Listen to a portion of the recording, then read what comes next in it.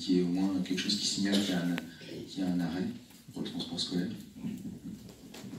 Bonsoir à tous. Je vais parler du transport scolaire en général, puisque je suis là pour ça, et je vais notamment répondre à votre question. Donc sur la mise en œuvre des nouveaux circuits qui desserviront Guipry-Messac, nous avons travaillé sur la base évidemment de la sectorisation, puisqu'il faut desservir les communes qui font partie de la sectorisation du nouveau collège, et puis également sur les projections d'effectifs par rapport au CM2 actuel dans les différentes écoles. Dans un premier temps, nous maintenons tous les services à destination des collèges actuels, puisque les autres niveaux doivent continuer à leur collège actuel. Donc il n'y a pas d'évolution sur les services actuels vers Val d'Anast, vers Bain-de-Bretagne, vers Guichen aussi, effectivement, puisqu'il y a des communes qui sont concernées par Guichen. Il n'y a pas d'évolution non plus pour la desserte vers les collèges privés, puisqu'on ne sait pas aujourd'hui dire quelle sera l'évolution dans le futur. Donc aujourd'hui, on a identifié prioritairement 3 circuits à mettre en œuvre. Donc l'appel d'offres correspondant sera lancé dans les jours qui viennent. Donc on a un circuit qui desservira Messac, un autre circuit qui fera Saint-Snoux, Saint-Malo-de-Filly et Guipry, et un 3e circuit qui fera Guignan-Guipry. C'est les 3 secteurs qu'on a identifiés, et a priori, avec 3/4 d'une 60aine de places, on devrait pouvoir même avoir de la marge pour accueillir des élèves qui seraient dans les niveaux supérieurs au 6e. Quoi qu'il arrive, ces services ne sont que des services prévisionnels, puisqu'on est dépendant des inscriptions qu'on aura au mois de mai. Donc je vous rappelle, je vous le dis pour ceux qui n'ont pas de collégiens actuellement, les inscriptions commencent au mois de mai. Donc le but du jeu, c'est que vous inscriviez votre enfant au transport scolaire le plus tôt possible pour qu'on ait une bonne idée des effectifs et qu'on s'assure que les effectifs présents correspondront bien à la capacité des véhicules. Si jamais les effectifs dépassaient la capacité des véhicules, on est en mesure évidemment d'ajouter des services supplémentaires si c'est nécessaire. Mais le souci, c'est qu'il faut qu'on sache exactement de combien de places en plus on a besoin. Donc le plus tôt les familles seront inscrites au service, le mieux c'est. Donc en général, on demande une inscription entre mai et mi-juillet. Là, sur votre secteur, vu que ce sont des nouveaux circuits, je vous demande si possible de vous inscrire le plus tôt possible, de façon à ce qu'on ait une bonne idée très rapidement des effectifs vers le nouveau collège de Guipry. Guipry-Messac, pardon. Donc, autre point, par rapport aux aménagements d'arrêt, donc ce qu'on a défini aujourd'hui, c'est par rapport aux projections des élèves actuellement en CM2, on sait identifier où ils habitent, donc à peu près quels sont les arrêts qu'il va falloir mettre en place. Donc on a déjà défini quels seraient les arrêts desservis sur ces 3 circuits. Donc ce sont des arrêts existants. On n'a pas été créer des arrêts, parce que la plupart des communes sont déjà desservies, évidemment, vers les collèges de secteur actuel. Donc on a repris les mêmes arrêts. On ne fait pas un arrêt n'importe où, n'importe comment. Donc le but du jeu, c'est qu'effectivement, comme je vous le dis, il y a un aménagement minimum à avoir. Donc ce sont des arrêts qui existent en général sur l'ensemble du territoire. Donc on ne va pas réinventer les choses. Donc on est parti d'arrêts existants. Le but du jeu, c'est de définir des nouveaux circuits, mais qui passent par ces arrêts. Ces arrêts et les parcours correspondants seront communiqués aux différentes mairies qui sont impliquées par ces nouveaux circuits. Donc à terme, l'ensemble des mairies auront les 3 circuits dont je parle. Si jamais vous identifiez qu'il n'y a pas d'arrêt qui corresponde à votre besoin, ce qui peut arriver parce qu'on ne connaît pas non plus forcément les lieux d'habitation de l'ensemble des familles, vous pouvez demander à votre mairie de nous transmettre une demande d'arrêt. Ensuite, on analysera sur quel secteur on peut éventuellement faire cet arrêt ou pas, parce que tout dépend de l'état de la route, tout dépend de la configuration des lieux. Donc il faut que là, on se déplace sur le terrain pour analyser ça. Donc là aussi, le but du jeu, c'est de faire ça le plus tôt possible, si possible avant la mi-mai, pour que nous, on ait le temps d'aller sur le terrain au mois de juin, pour éventuellement faire évoluer les itinéraires et intégrer les arrêts qui seraient nécessaires. Si vous avez des questions par rapport au transport scolaire, nous avons un numéro unique, qui est le 02 99 300 300. Je vois qu'il y a plein de gens qui notent, c'est bien. Je pense qu'on va recevoir des appels. Donc le 099 300 300, c'est un numéro qui est ajouté au service de la région et qui sera en mesure de vous répondre sur les services qui existent, sur les horaires prévisionnels et sur les arrêts notamment, et répondre à toutes les questions que vous pourriez vous poser. Par rapport aux aménagements des arrêts, donc la région identifie quand c'est un nouvel arrêt, d'une manière générale, quand il y a un nouvel arrêt à créer, la région identifie les travaux qui seraient éventuellement à faire, donc c'est la responsabilité de la région. Maintenant, les travaux qui peuvent être faits sont soit sur route départementale, auquel cas on se retourne vers nos collègues des routes du département pour éventuellement envisager des aménagements, soit c'est sur voie communale, auquel cas on se retourne aussi vers la mairie pour identifier les aménagements qui seraient à faire. Quand c'est sur voie communale, la région subventionne à 70% les aménagements qui peuvent être faits. Le but du jeu, c'est d'identifier un arrêt suffisamment sécure, à la fois pour le cheminement et pour que le véhicule puisse stationner, d'y mettre un poteau aussi. Ensuite, ce dont vous parliez, c'est les abris.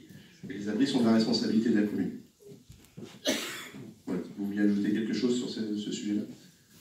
Moi, je suis content d'entendre ce que vous dites, parce qu'effectivement, nous, en mairie, on n'a pas le retour toujours de la région de Bretagne. Là-dessus, on en a déjà parlé plusieurs fois. Moi, j'ai plein de familles qui me demandent effectivement des arrêts, et on s'aperçoit au bout du compte que 90% des arrêts qui sont demandés ne sont jamais autorisés. D'accord ? Donc pour nous, c'est difficile au niveau des mairies. Moi, ce que je voudrais bien effectivement que la région me fournisse aujourd'hui, pour le futur collège, effectivement, les arrêts et tout ça, pour qu'on puisse se réunir, pour qu'on discute un peu des arrêts. Parce que, je veux dire, nous, souvent, quand on revoit ce qu'ils nous envoyaient, avant, dans le temps, c'était le département, c'était pareil, on dirait. La région, aujourd'hui, c'est pareil. Donc, il faut, je pense, un petit peu aussi penser aux familles qui sont au bord des départementales. Parce que quand on parle des 5 km, quand on parle de tout ça, on n'est pas tendu 3 km. Mais souvent, on nous met sur des réponses 5 km. Vous voyez ?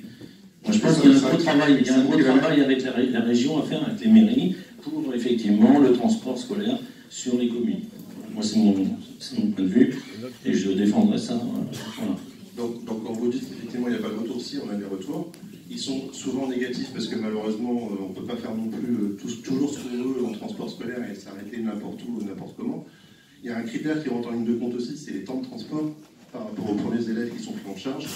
Donc on ne peut pas faire des arrêts tous les 500 mètres parce que sinon les premiers élèves pris en charge, ils vont, surtout pour ceux qui viennent par exemple de Saint-Senou, ils vont mettre facilement plus de 3/4 d'heure avant d'arriver à Guipry. Donc on doit jongler avec tout ça, c'est-à-dire que ce n'est pas forcément un exercice facile non plus.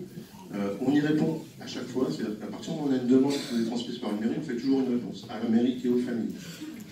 Le constat, c'est qu'effectivement, aujourd'hui, c'est pas 90%, c'est 70% des arrêts qui sont refusés.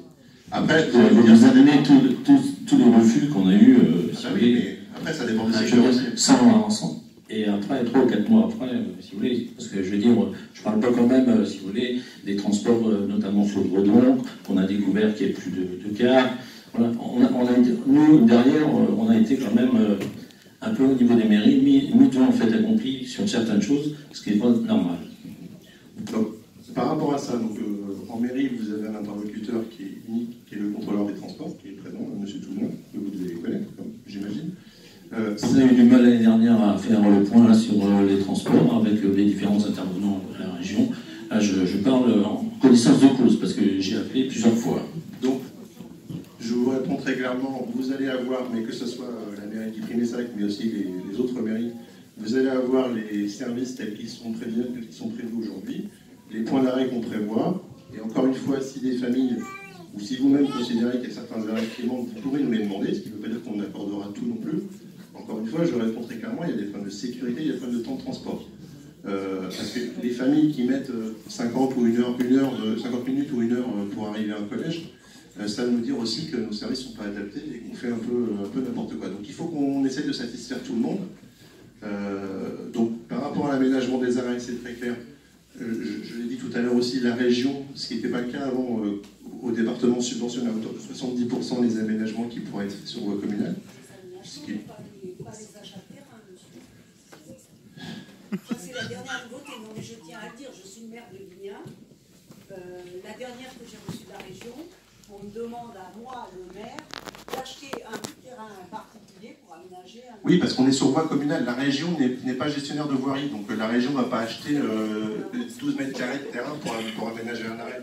C'est un peu ça le souci. Avant, le département était gestionnaire de voirie sur route départementale, donc on pouvait faire des aménagements. Avec vos collègues, c'est-à-dire qu'on a tendance à nous mettre devant le fait qu'à On... À aucun moment, on s'est dit, bah tiens, est-ce que c'est envisageable? Parce que la commune a aussi des finances à gérer. Bien sûr, il n'y a pas de souci avec ça. Encore une fois, je réitère ce que je dis. On identifie avec vous les arrêts qui peuvent être aménagés ou pas. Donc nous, la responsabilité, c'est de savoir si on fait l'arrêt ou si on ne le fait pas. C'est la responsabilité de la région, c'est pas la responsabilité de la commune. Faire un arrêt n'importe où aussi et qui pourrait poser des problèmes de sécurité, en cas d'accident, on sait dans ces cas-là vers qui on se retourne et qui est responsable. Donc on ne peut pas faire non plus n'importe quoi en termes d'arrêt, parce qu'on ne fait pas arrêter un car de plusieurs tonnes et 12 mètres de long n'importe où, n'importe comment. Le but du jeu, c'est aussi de sécuriser la prise en charge, donc la montée et la descente des élèves. La plupart des accidents ont lieu à l'emplacement des arrêts. Donc plus on multiplie les arrêts, et plus on génère de risques par rapport à la prise en charge des enfants. On a une Mais particularité. encore une fois, le but du jeu, c'est vraiment, sur ces nouveaux circuits, de travailler avec les mairies et de vous fournir maintenant qu'on a une visibilité sur des circuits théoriques, on va dire, de vous donner cette visibilité-là et ensuite d'y travailler pour éventuellement améliorer les choses.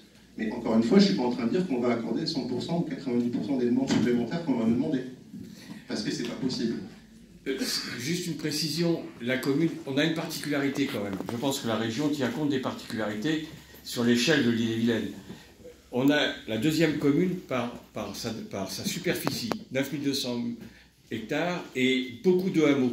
C'est ça la particularité. Et donc ça crée une situation assez complexe qu'il faut prendre en compte, notamment avec ce nouveau collège qui est quand même placé assez excentré dans le sud et qui va générer des circuits un peu particuliers. Donc il y a peut-être à prendre en compte cette situation-là qui est très particulière à l'échelle du territoire. Alors c'est pour ça que c'est important de travailler avec les mairies parce qu'il y a à la fois effectivement à travailler sur les arrêts et les emplacements de ces arrêts, mais aussi sur le cheminement, parce que tous les élèves ne vont pas prendre le car, il y a des élèves qui vont aller à pied, à vélo, et il y a aussi à travailler sur le cheminement pour accéder au collège.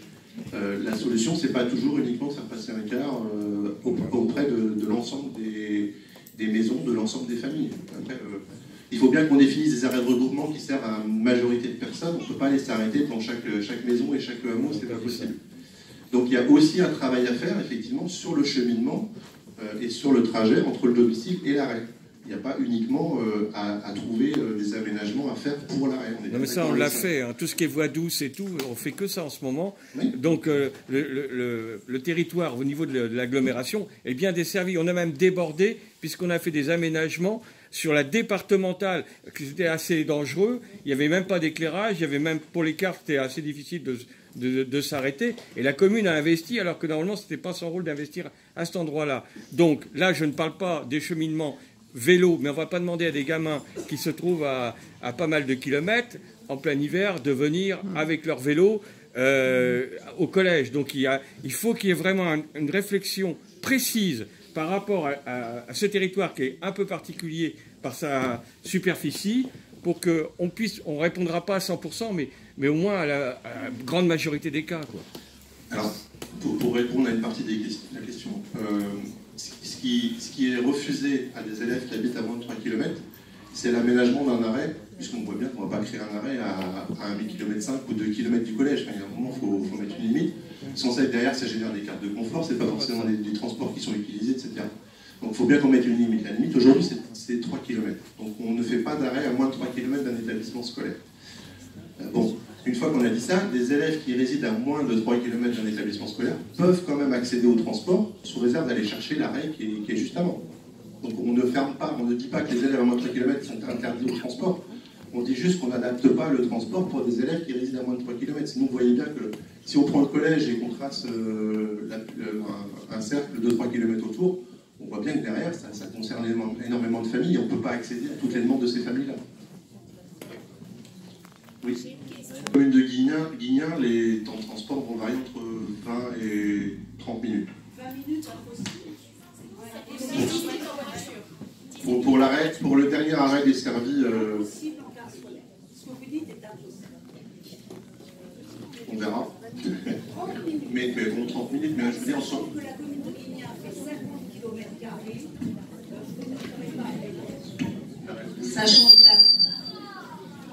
sachant que la commune de Guignin fait 50 km², vous ne pouvez pas traverser toute la commune et arriver à peu près les 20 minutes. Non, c'est pas ce que je dis. Alors je me suis mal fait comprendre. 20 minutes, c'est pour ceux qui auront le temps de trajet le plus court, c'est-à-dire le dernier arrêt de Vignes. Je vous dis entre 20 et 30 minutes, parce que quand on me demande un temps de transport, je ne peux pas répondre exactement en fonction de là où vous habitez. Les plus éloignés, ce sera une trentaine de minutes, les moins éloignés, 20 minutes. C'est en trajet direct. Saint-Seul-nous, on est entre 35 et 40 minutes, une quarantaine de minutes. Plus l'offre de transport va aussi s'étoffer, donc on aura des véhicules supplémentaires qui vont arriver sur le réseau, forcément, puisqu'on aura plus d'élèves à transporter. Et donc plus le maillage et l'optimisation des services pourront se faire. C'est compliqué d'optimiser à 3 circuits, alors que quand il y en aura 8 ou 10, on pourra plus facilement.